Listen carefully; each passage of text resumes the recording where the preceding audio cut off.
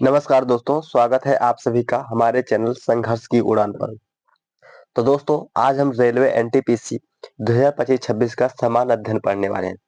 समान अध्ययन का यह दूसरा क्लास है। इसके पहले एक क्लास हो चुका है।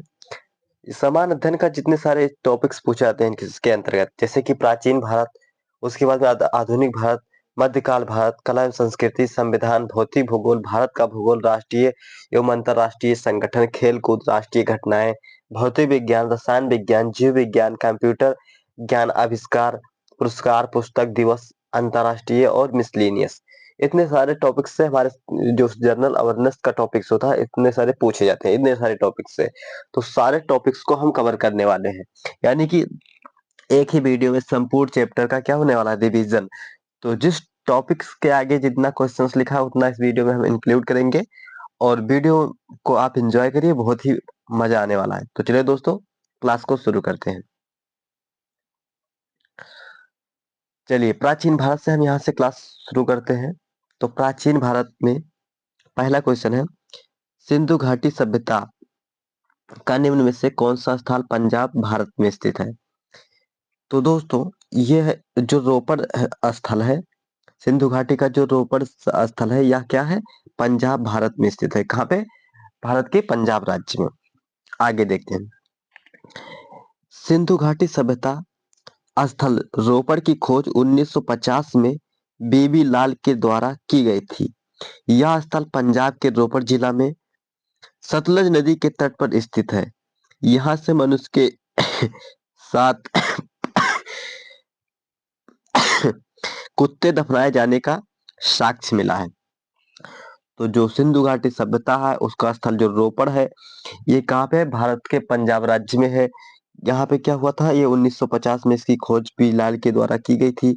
ठीक, और फिर उसके बाद में एक कुत्ते के साथ यहाँ पर मिला है। किसके साथ? मनुष्य के अस्थियों के साथ में। ठीक है, नेक्स्ट।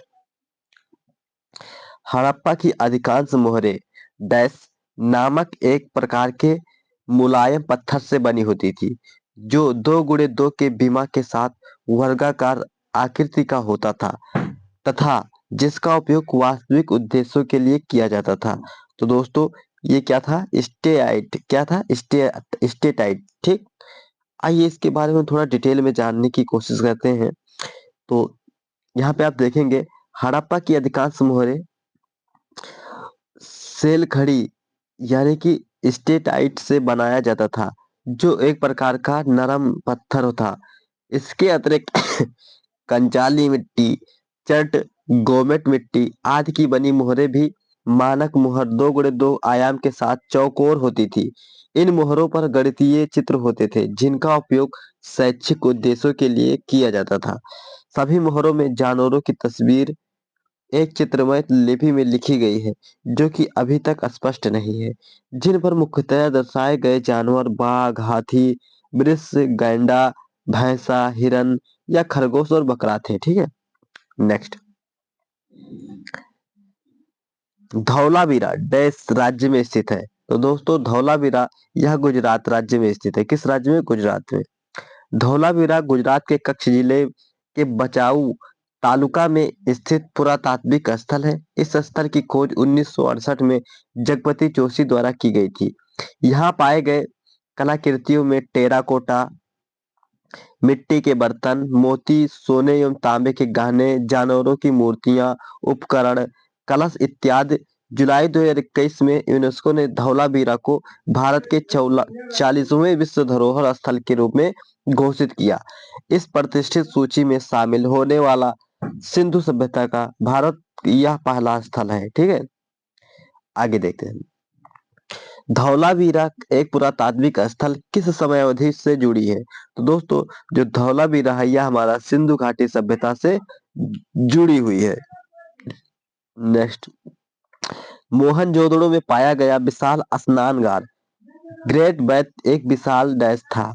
तो दोस्तों, जो मोहनजोदड़ो में पाया गया विशाल स्नानागार ये कैसा था? तो ये आयताकार था। कैसा था? आयताकार था।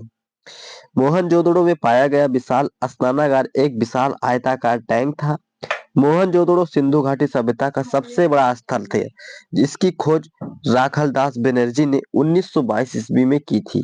यहाँ एक शीश में 3 मुख वाले देवता यानी पशुपतिनाथ जी की मूर्ति पाई गई थी। नेक्स्ट, अगला क्वेश्चन आपके सामने है। वर्ष 1991 में, वर्ष 1991 के आसपास किस नदी के किनारे खुदाई के दौरान हड़प्पा शहर मिला? तो दोस्तों, रावी नदी के पास। किस नदी के पास? रावी नदी के पास। हड़प्पा शहर सिंधु सभ्यता का एक शहर है जो पाकिस्तान में मोंटोगोमरी जिले में रावी नदी के तट पर वर्ष 1920 से 21 में खुदाई के दौरान मिला था। इसके खननकर्ता कौन है? दयाराम साहनी है एवं माधव स्वरूप वत्स थे। कौन कौन थे? दयाराम साहनी और माधव वत्स। कब? 1920 में पाकिस्तान के मोंटोगोमरी जिले के रावी नदी के पूर्व तट पर मिला था। ठीक, किसकी? हड़प्पा की। आगे देखते हैं। सिंधु घाटी सभ्यता के किस शहर का शाब्दिक अर्थ मृतकों का टीला है? तो दोस्तों, यह किसका है? तो मोहनजोदड़ो का। किसका? मोहनजोदड़ो। मोहनजोदड़ो का सिंधी भाषा में अर्थ मृतकों का टीला होता है। यह दुनिया का सबसे पुराना, नियोजित और उत्कृष्ट शहर माना जाता है। यह सिंधु घाटी सभ्यता का सबसे परिपक्व शहर है, जो सिंधु नदी के दाएं किनारे पर लरकाना जिले में स्थित है। इसकी खोज राखालदास बनर्जी ने 1922 ईस्वी में की थी। ठीक, नेक्स्ट, मोहनजोदड़ो शब्द का क्या अर्थ है? तो यह मृतकों का टीला से शब्द से जुड़ा हुआ है। आगे देखते हैं। मोहनजोदड़ो कहाँ स्थित है? तो दोस्तों, मोहनजोदड़ो जो है यह सिंध प्रांत में। कहाँ पे? पाकिस्तान के सिंध प्रांत में। नेक्स्ट, अगर हम डिटेल में बात करें तो मोहनजोदड़ो का सिंध भाषा का अर्थ मृतकों का टीला होता है। यह पाकिस्तान के लरकाना जिले में सिंधु नदी के तट पर स्थित है। इसकी खोज 1922 में राखालदार बनर्जी ने की। शासन व्यवस्था में राजतंत्रात्मक न होकर जनता तंत्रात्मक थी। ठीक है, आगे।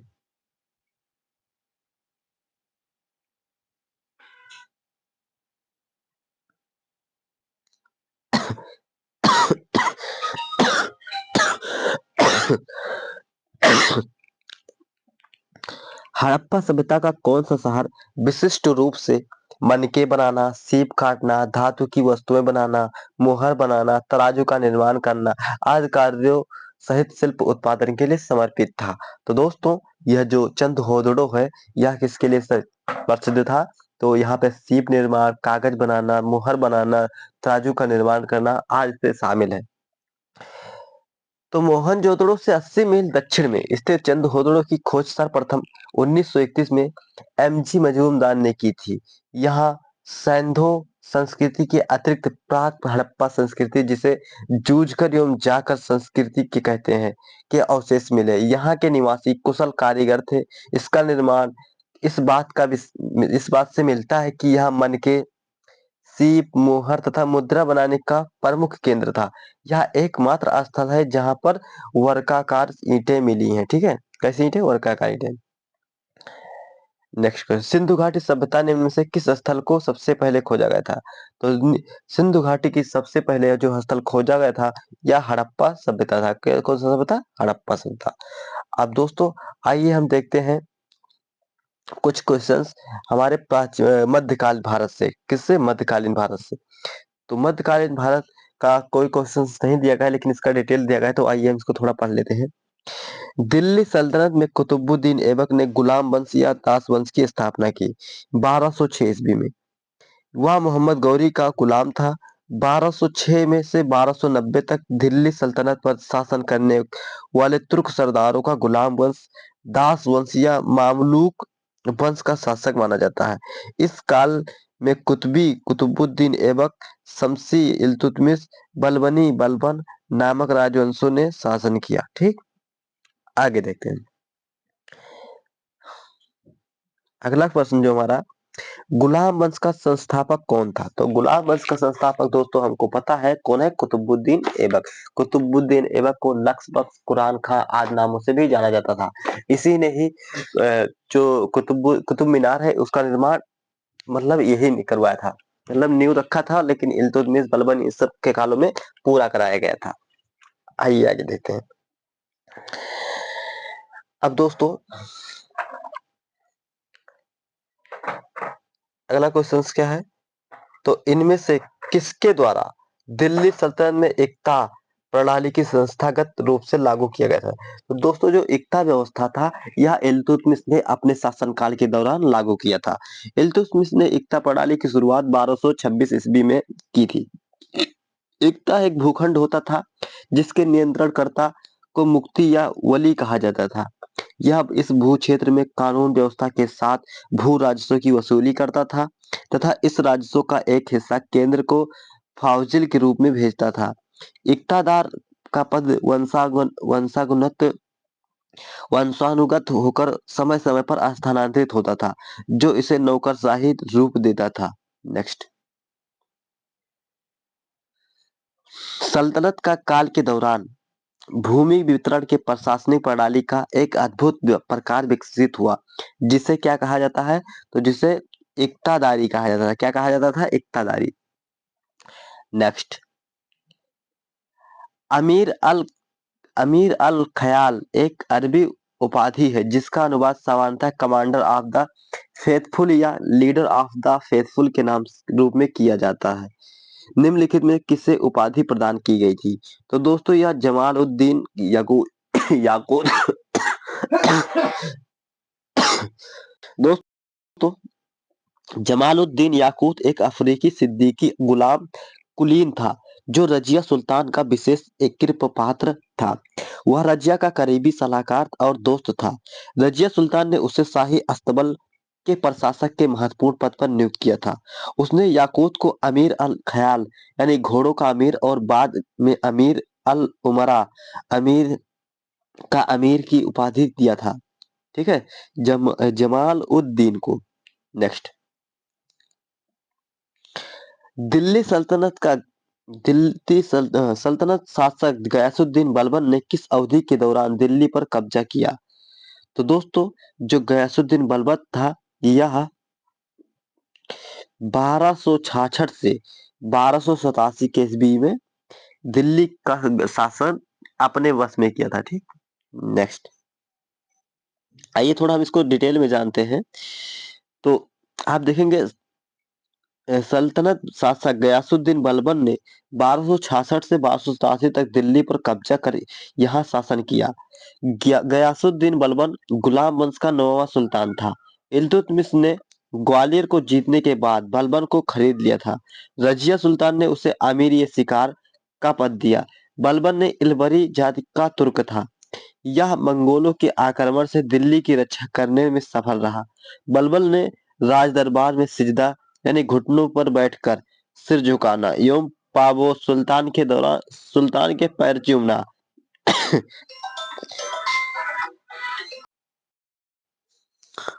तो दोस्तों दिल्ली सल्तनत में कुतुबुद्दीन ऐबक गुलाम वंश का दास एवं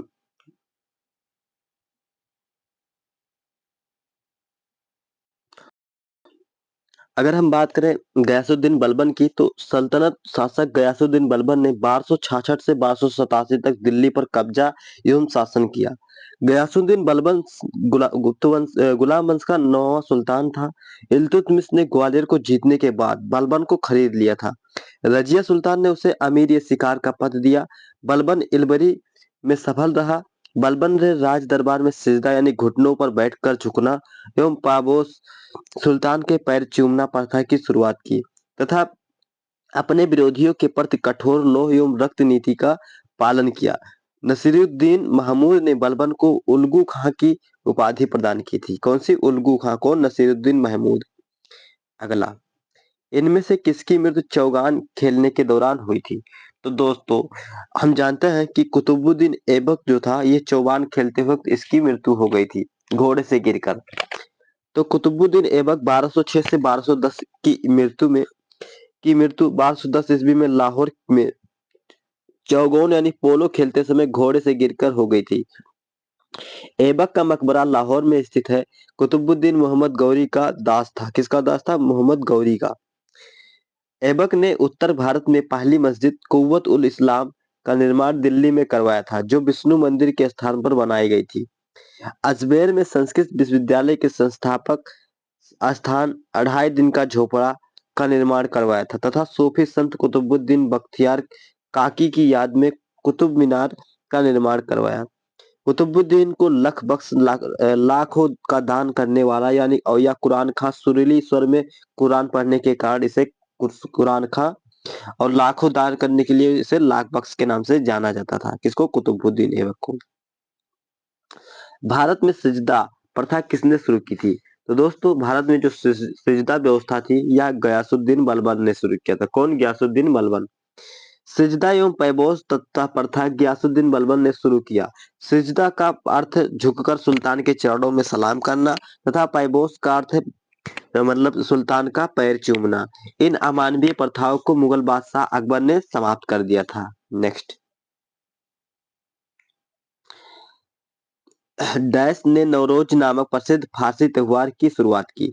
तो दोस्तों जो गयासुद्दीन बलबन था इसने नवरोज नामक एक प्रसिद्ध फारसी त्योहार की शुरुआत किया था।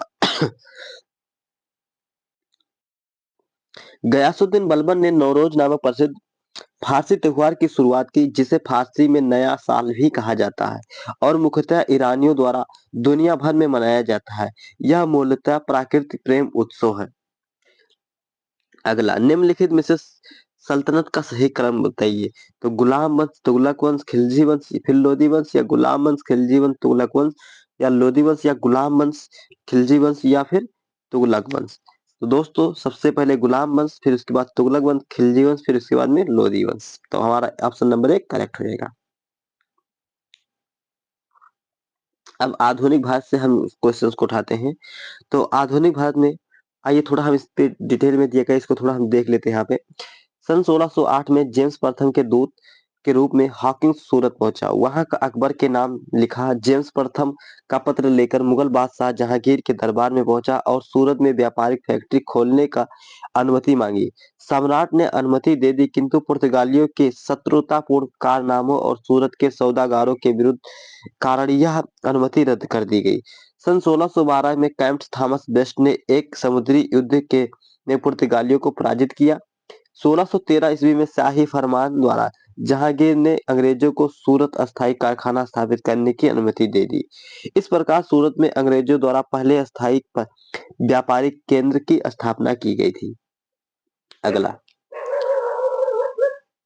डैश इंग्लैंड की रानी भारत को की महारानी घोषित किया गया। तो इंग्लैंड की रानी को भारत की महारानी कब घोषित किया गया था? तो यह 1877 ईस्वी में। साल 1877 ईस्वी में इंग्लैंड की रानी को भारत की महारानी घोषित किया गया। इनका पूरा नाम महारानी विक्टोरिया था। इन्हीं के नाम पर भारत के कोलकाता में विक्टोरिया मेमोरियल भवन का निर्माण किया गया था। नेक्स्ट, डैश को प्रारंभिक तौर पर ईस्ट इंडीज कंपनी के साथ व्यापारिक करने के लिए गठित किया गया था लेकिन अंत में यह मुख्य रूप से भारतीय उपमहाद्वीप और चीन के साथ व्यापार तक ही सीमित रह गया। तो दोस्तों यह ईस्ट इंडिया कंपनी था। कौन था? East India company. East India company को प्रारंभिक तौर पर ईस्ट इंडीज के साथ व्यापार करने के लिए गठित किया गया था। कंपनी के प्रबंध के लिए एक समिति की व्यवस्था की गई थी। इसमें एक निदेशक, एक उपनिदेशक और 24 सदस्य होते थे। जब फ्रांसीसी नेतृत्व में फ्रांस ने डैश पर कब्जा कर लिया तब पहला कर्नाटक युद्ध कब लड़ा गया था? तो दोस्तों तब लड़ा गया था मद्रास में। कब लड़ा गया था? मद्रास में। कर्नाटक का प्रथम युद्ध 1746 से 1748, ऑस्ट्रिया के उत्तराधिकारी युद्ध 1740 ईस्वी का विस्तार था। कैप्टन बारनेट नेतृत्व में अंग्रेजी सेना ने कुछ फ्रांसीसी जलपोत पकड़ लिए जो का तात्कालिक कारण बन गया। इसके परिणाम स्वरूप मार्सिस के फ्रांसीसी गवर्नर लॉर्ड बोर्डोरो ने मद्रास पर अधिकार कर लिया। प्रथम कर्नाटक युद्ध कैप्टन पैराडाइज की फ्रांसीसी सेना तथा महफूज खान के नेतृत्व वाली नवाब की सेना के मध्य लड़ा गया। फ्रांसीसियों ने नवाब की सेना को सेंट थोमे नामक स्थान पर पराजित किया। इस युद्ध की समाप्ति यूरोप में एक्स ला सोपेल की संधि 1748 में देखने को मिलती है क्योंकि इस संधि के कारण ऑस्ट्रिया का उत्तराधिकारी युद्ध का समाप्त हो गया। इस संधि अंग्रेजों को मद्रास पुनः वापस मिल गया। ईस्ट इंडिया कंपनी की स्थापना के समय भारत का शासक कौन था? तो दोस्तों ईस्ट इंडिया कंपनी के शासक के स्थापना के दौरान भारत का शासक सम्राट अकबर था। कौन था? सम्राट अकबर था। आइए आगे देखते हैं। अगर हम थोड़ा डिटेल में बात करें इसके संबंध में, तो आप जानते हैं अंग्रेजों ने पूर्व में अपनी व्यापारिक गतिविधियों के लिए ब्रिटिश ईस्ट इंडिया कंपनी नामक कंपनी बनवाया, जिसकी स्थापना सन 1599 में इंग्लैंड के मार्चेंट एंड वेचर्स नामक दल के द्वारा the united company of merchants of London trading into the East Indies के नाम से की थी। दिसंबर 1600 में ब्रिटेन की महारानी एलिजाबेथ प्रथम ने ईस्ट इंडिया कंपनी के पूर्वी एवं दक्षिणी पूर्वी भारत के साथ व्यापार के लिए 15 वर्षों के लिए अधिकार पत्र प्रदान किया। उस समय भारत का शासक मुगल सम्राट अकबर था, जिसका शासनकाल 1556 से 1605 ईस्वी तक रहा। यह मुगल काल का सबसे महान शासक था। अगला, भारत में फोर्ट विलियम डैश नदी के किनारे स्थित है। तो दोस्तों, भारत में फोर्ट विलियम कहाँ है? तो यह हुगली नदी के किनारे है। कहाँ है? हुगली नदी। भारत में फोर्ट विलियम कोलकाता में हुगली नदी के किनारे पर बना एक किला है। इस किले का निर्माण 1781 ईस्वी में हुआ था। इसके प्रथम प्रेसिडेंट चार्ल्स अय्यर थे। लॉर्ड वेलेस्ली के समय इसमें किले भारतीय नागरिक सेवा एवं भारतीय युवाओं को प्रशिक्षित ट्रेनिंग किया जाता था, प्रशिक्षित एवं ट्रेनिंग दिया जाता था। नेक्स्ट, 1505 में भारत के पहले पुर्तगाली वायसराय द्वारा किस किले का निर्माण कराया गया था? तो दोस्तों, यहाँ पे कराया गया सेंट एंजेलो फोर्ट किले का। कौन सा किला? सेंट एंजेलो फोर्ट किले का निर्माण कराया गया था।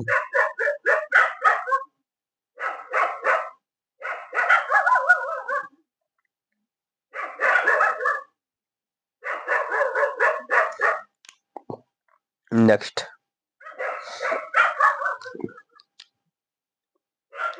भारत में अपने नियंत्रण को बढ़ाने की हेतु ब्रिटिश भारतीयों के बीच युद्ध लड़े गए थे, परंतु निम्नलिखित में युद्ध में उसने शामिल नहीं किया। तो दोस्तों, एंग्लो विंगला जो लड़ाई था, युद्ध था, इसमें क्या था? युद्ध में लड़े गए, परंतु निम्नलिखित युद्ध में शामिल नहीं किया गया था। भारत में अपने नियंत्रण को बढ़ाने हेतु ब्रिटिश भारतीयों के बीच कई युद्ध लड़े गए, परंतु एंग्लो बांग्ला युद्ध में इसमें शामिल नहीं था। 23 जून 1757 ईस्वी को बंगाल में प्लासी का युद्ध हुआ, जो कि अंग्रेजों और बंगाल के नवाब सिराजुद्दौला के मध्य लड़ा गया, जिसमें नवाब की हार हुई थी। किसका? नवाब का हार। अगला, भारत में ईस्ट इंडिया कंपनी की सत्ता जमने से पहले भारत किससे बने मुलायम कपड़ों का निर्यात करता था? तो दोस्तों, यह सूती एवं रेशम कपड़ों का। भारत में ईस्ट इंडिया कंपनी की सत्ता जमने से पहले सूती एवं रेशम के बने मुलायम कपड़ों, मसालों, मोती आदि का निर्यात करता था। नेक्स्ट, अब दोस्तों हम कुछ क्वेश्चंस ले लेते हैं हमारे संविधान से। तो संविधान का पहला क्वेश्चन आपके सामने है।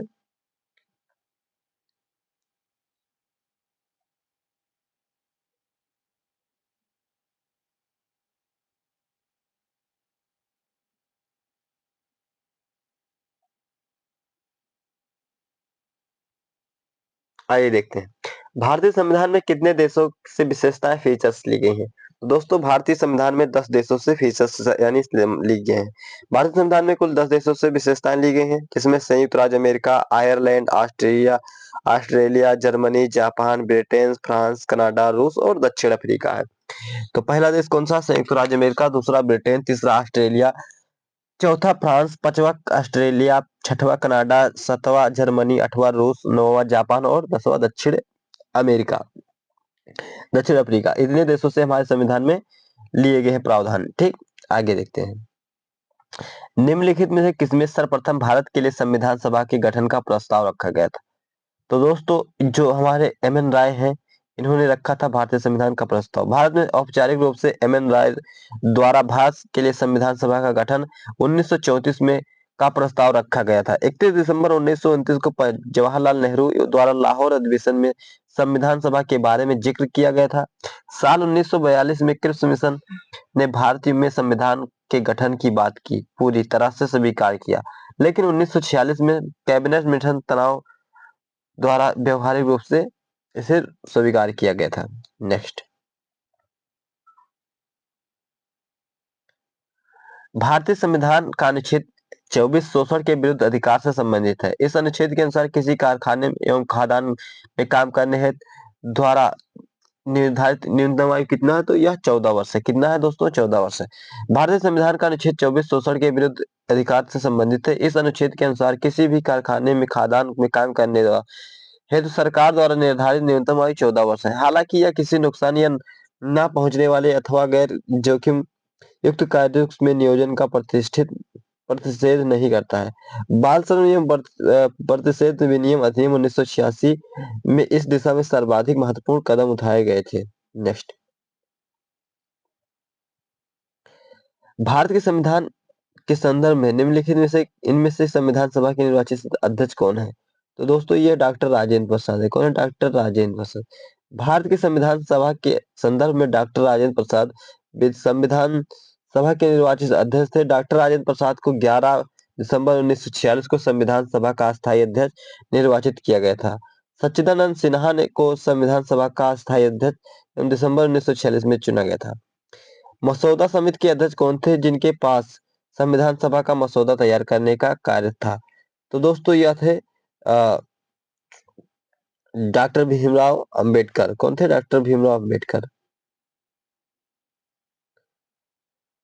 मसौदा समिति के अध्यक्ष डॉक्टर भीमराव अंबेडकर थे जिनके पास संविधान का मसौदा तैयार करने का कार्य करता था। गठन 19 अगस्त 1947 को किया गया था और इसमें 7 सदस्य शामिल थे। नेक्स्ट, राजनीतिक व्यवस्था का कौन सी विधा अलग राज्यों एवं अन्य व्यवस्थाओं को एक व्यापक राजनीतिक प्रणाली के भीतर इस तरह एकजुट करती है कि प्रत्येक को अपनी अखंडता बनाए रखने का प्रावधान मिलता है? तो दोस्तों यह संघवाद है। क्या है? संघवाद। देश के शासन को चलाने के लिए शक्तियों को विभाजन का सिद्धांत संघवाद कहलाता है। इस शासन प्रणाली में प्रश्नानुसार अलग अलग राज्यों में अन्य राज्य व्यवस्थाओं को एक व्यापारिक राजनीतिक प्रणाली के भीतर इस तरह एकजुट किया जाता है कि प्रत्येक को अपनी अखंडता बनाए रखने का प्रावधान मिलता है। अगला, निम्न में से भारतीय संविधान का कौन सा अनुच्छेद कार्यपालिका में न्यायपालिका के पृथक्करण से संबंधित है? तो दोस्तों यह 50 है। कितना है? 50। भारतीय संविधान में कार्यपालिका न्यायपालिका के पृथक का प्रावधान भारत के एकीकृत स्वतंत्र न्याय की प्रणाली में को अपनाया गया है। धातृत्व की संविधान के भाग 4 अनुच्छेद 36 से 51 में नीति निर्देशक तत्वों के अध्याय के अंतर्गत भी अनुच्छेद 50 में इसका विवरण है। नेक्स्ट, 51 जो है अंतरराष्ट्रीय शांति एवं सुरक्षा की अभिवृद्धि। 52 जो है भारत का राष्ट्रपति होगा, भारत का एक राष्ट्रपति होगा। 53 संघ की कार्यपालिका शक्ति राष्ट्रपति में निहित होगी। नेक्स्ट, निम्नलिखित में से कौन सा सांकेतिक शब्द की वर्ड देश में सरकार के एक अधिक स्तरों के अस्तित्व में शुभ पारित करता है? तो दोस्तों यह संघवाद। कौन है? फ्रीडलिज्म। संघवाद फ्रीडलिज्म शब्द की उत्पत्ति लैटिन शब्द फीडस से हुई है जिसका अर्थ समझौता या अनुबंध है। संघवाद दो तरह की सरकारों के मध्य सत्ता साझा करने तथा संबंधित क्षेत्रों के नियंत्रण हेतु एक समझौता है। भारत के लिए संघवाद केंद्रीय तथा राज्य सरकारों के लिए अधिकारों के एक विवरण है। नेक्स्ट, भारतीय संविधान की कौन सी विशेषता राज्य स्तर पर और केंद्र स्तर के अस्तित्व को संदर्भित करता है? और धर्मनिरपेक्ष, संघवाद, सरकार की संसदीय रूप, मौलिक अधिकार। तो दोस्तों हमारे इसमें ऑप्शन नंबर बी करेक्ट हो जाएगा। संघवाद। क्या है? संघवाद। संघवाद का मतलब होता है कि शासन मतलब केंद्र अपना शासन करे और राज्य के लिए अपना शासन।